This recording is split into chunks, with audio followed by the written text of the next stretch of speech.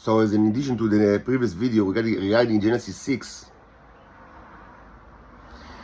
so I forgot a key point regarding Genesis 6, which relates heavily to my own experience in this world. But thankfully to the Israelis, I mean, they quickly reminded me the key point that I missed. Because after a long time that this mobile air condition worked, I mean, without stop, it started to smell like a burned metal. So I had to stop it and open the windows that were closed for weeks now. And as soon as I opened it, the noise from the street became unbearable. You know, messages, and you know, they like to send you messages in Israel. And also, you know, there are people in the you know, other people in the apartment. They always like to send you messages, noise, unbearable noise. And you are reminded that in Israel, your ears are the main weapon that is used against you. The fact that God is giving you ears is always used against you.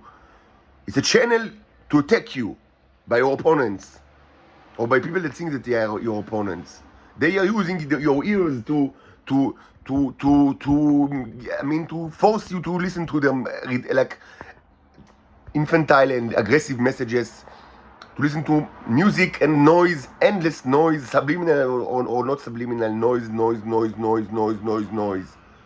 And you just pray to God that either will take you your ears, or maybe even better, will cause arrange a rescue for you and your daughters from this hell, to a place where noise is not a main weapon of humans against you.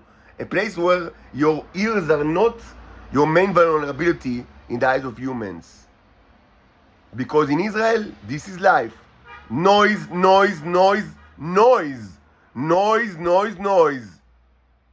All kinds of noise. And this is actually referred to in Genesis 6, even though I've just checked both King James and the New International Versions, and they just didn't translate it at all. There is a part in Genesis 6 that actually is difficult to translate, and both King James and New International Version just did omit this part completely. It just does not. It does not appear in the. You can only find it probably in the original Hebrew text. And yes, I mean, indeed, it's difficult to translate it, because there is a word in this very short part that indeed is difficult to translate, and it does not appear. It's a unique word. It doesn't appear again in the Bible, so you can't even compare it. The only way to actually understand it is by comparing it to other like ancient text from the same from similar languages. It's in the Genesis 6 3. ויאמר אדוני לא ידון רוחי באדם לעולם בשגם ובשר. והיו ימיו 120 שנה. So I cannot translate it, and actually King James did not translate exactly. Of course this verse is translated, but it omits. They just omitted. Things that they didn't understand. It actually in the New International Version also omitted the things that they didn't understand. Specifically the word b'shagam, what does it mean? So, according to many scholars of the Bible, and I completely agree with this conclusion. You hear the noise. According to many scholars of the Bible, of the Hebrew Bible, the word that is so difficult to translate, and that's why the King James translator did not translate it at all, and also the New International Version that omitted it. The interpretation of this word is noise. Noise is the interpretation of this word. According to the scholars the Hebrew scholars that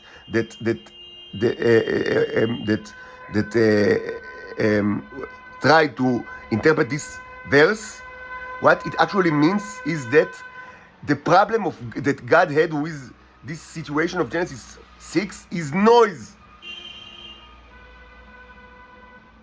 Noise was the problem. God couldn't stand the noise. This is yes, it's not, kind of like, the the consensus interpretation, but there is no consensual interpretation because it's very difficult verse. Again, it's so difficult that, I mean, both the King James and the New International Version just didn't interpret it at all, didn't translate it at all because it's difficult. But the people that actually try to interpret it, I mean, the scholars using, and the only way to actually interpret it is using other languages from the same time and place, is that this means noise, that God cannot stand the noise.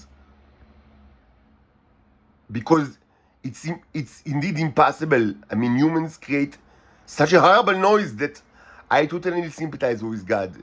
He couldn't stand the noise. So that's why first he limits the age of humans to 120, and not much later after that, a few verses after that, there is the Mabul, like the deluge. Because God couldn't stand the noise.